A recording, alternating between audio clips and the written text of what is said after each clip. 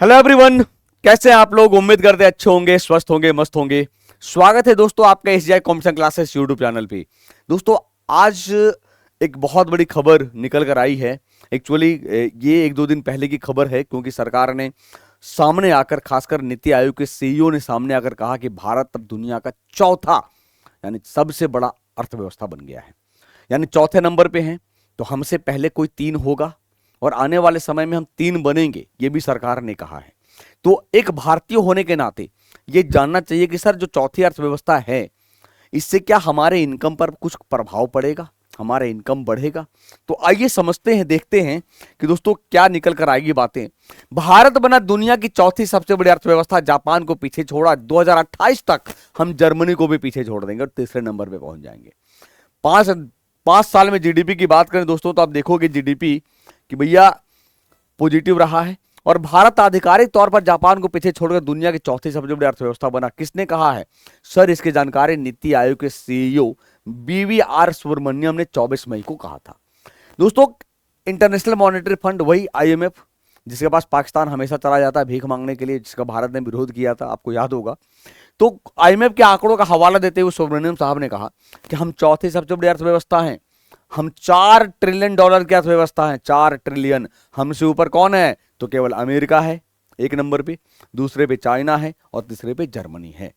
दोस्तों नीति आयोग के सीईओ सुब्रमण्यम साहब कहते हैं कि अगर हम अपनी योजना पर ऐसा ही काम करते रहें तो 2.5-3 साल में हम तीसरी सबसे बड़ी अर्थव्यवस्था बन जाएंगे। और किसको छोड़ेंगे पीछा? जर्मनी को पीछा छोड़ देंगे, याद रखिएगा, है ना। अब दोस्तों सवाल उठता है, सर आखिर जापान को हम पीछे क्यों छोड़े, कैसे छोड़े, आखिर जानना चाहिए। तो आईएमएफ के अनुसार भारत की जो नॉमिनल जीडीपी है वो $4.187 ट्रिलियन तक पहुंच गई है, जो जापान के जीडीपी से, जापान की जीडीपी कितना है? 4.186, यानी इससे थोड़ा ज्यादा है। पहला क्यों ज्यादा हुआ? भारत की उपलब्धि मजबूत घरेलू मांग, अनुकूल जनसांख्यिकीय रुझानों और नीतिगत सुधारों के कारण देखने को मिला है। भारत की अर्थव्यवस्था दोस्तों देखोगे तो 6 to 7% के एनुअल ग्रोथ रेट बनाए हुए है, जबकि जापान की अर्थव्यवस्था को बहुत नुकसान हुआ है, डाउनफॉल हुआ है। दूसरा, सर ग्लोबल सिनेरियो पर क्या प्रभाव पड़ेगा भारत की इस उपलब्धि पर?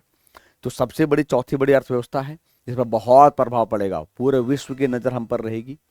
भारत का अंतर्राष्ट्रीय मंचों जैसे G20, आईएमएफ में प्रभाव बढ़ेगा।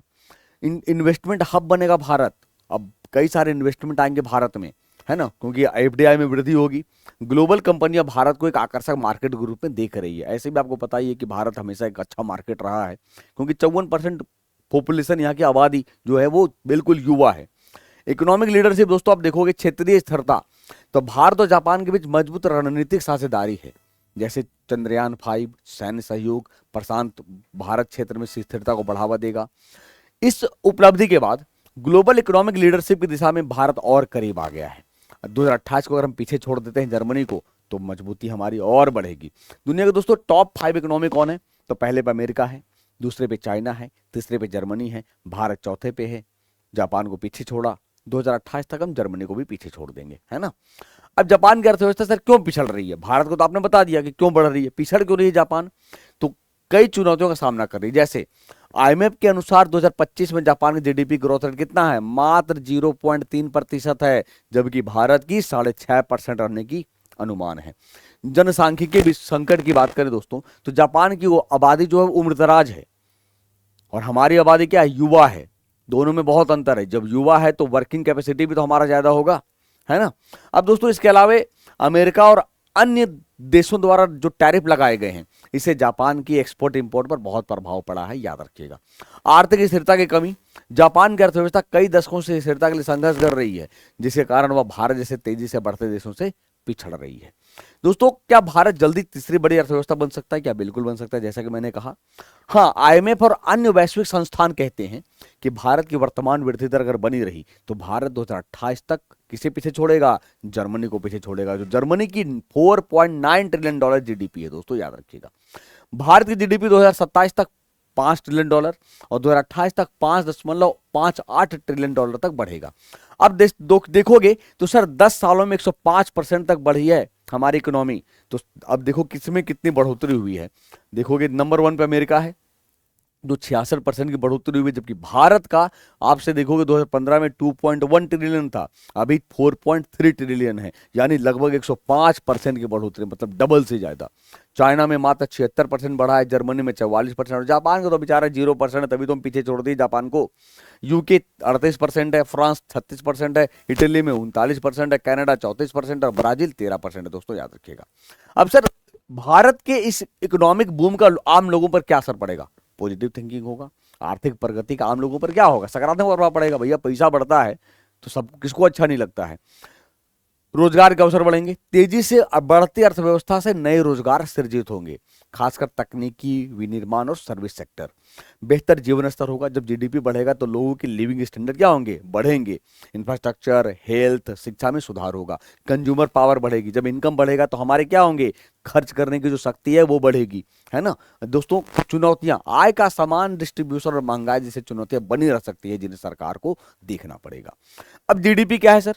तो एक देश के सीमा के भीतर जितने लोग निवास करते हैं, चाहे वो देश के वासी हो या विदेशी हो, उनके द्वारा उत्पादित जो फाइनल मॉनेटरी वैल्यू है, उसी को हम जीडीपी बोलते हैं, ग्रॉस डोमेस्टिक प्रोडक्ट बोलते हैं, याद रखिएगा, ठीक है। अब दो तरह की जीडीपी होती है दोस्तों, एक रियल जीडीपी और एक नॉमिनल जीडीपी। रियल जीडीपी में हम काउंट करते हैं गुड्स एंड सर्विसेज को, जिसका बेस प्राइस क्या है? देखोगे फिलहाल जीडीपी को जो हम कैलकुलेट करते हैं वो बेस प्राइस को, बेस ईयर को मान के, बेस ईयर भारत का 2011-12 है, ठीक है। तो दोस्तों याद रखिएगा। तो ये था आज की जो इन्फॉर्मेशन। तो इन्फॉर्मेशन क्या था, क्या मैंने जानकारी दी आपको? मैंने आपको जानकारी दिया कि भारत दुनिया की चौथी सबसे बड़ी अर्थव्यवस्था बन गई है। किस कारण से बना है ये भी बताया हमने। आने वाले समय में भारत तीसरी अर्थव्यवस्था बन सकता है, जर्मनी को पीछे छोड़कर। और सबसे बड़ी कौन है? तो अमेरिका, और दूसरे पे चाइना है। जानकारी कैसी लगी आप हमें कमेंट करके जरूर बताइएगा। चैनल पे नए हैं दोस्तों तो चैनल को सब्सक्राइब करिएगा, ताकि आपको ऐसे ही informative video SGI competition classes YouTube channel पे मिलता रहे। Thank you so much.